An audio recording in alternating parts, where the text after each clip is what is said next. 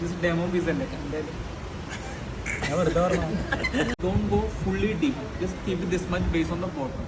അധികം ഡീപ് ദേ ഈ ചേട്ടൻ നമുക്ക് ആദ്യമേ ഇങ്ങനെ ക്ലാസ് ഒക്കെ തന്നിട്ടുണ്ടായിരുന്നു. എങ്ങനെയാണ് നമ്മൾ വീട്ടിൽ പോട്ട് ക്രിയേറ്റ് ചെയ്യുന്നതെന്നൊക്കെ. സത്യം പറഞ്ഞാൽ അത് കേട്ടപ്പോൾ അയ്യോ! ഇത്രയും പാടാണോ ഇത് ചെയ്യാൻ എന്ന് തോന്നി. അങ്ങനെ രണ്ടും കൽപ്പിച്ച് ഞങ്ങൾ ദേ പോട്ടറി മേക്കിംഗ് സ്റ്റാർട്ട് ചെയ്തു. And let me tell you നമ്മൾ ചെയ്തു തുടങ്ങുമ്പോഴാണ് ആ ചേട്ടൻ പറഞ്ഞ കുറേ ടെക്നിക്കൊക്കെ നമുക്ക് യൂസ് ചെയ്യാൻ പറ്റുന്നുണ്ടെന്നും നമ്മുടെ പോട്ട് വലിയ കുഴപ്പമില്ലാതെ വരുന്നുണ്ടെന്നൊക്കെ മനസ്സിലാവുക.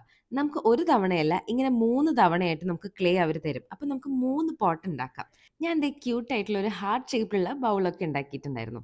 The entire session fell like a therapy to us.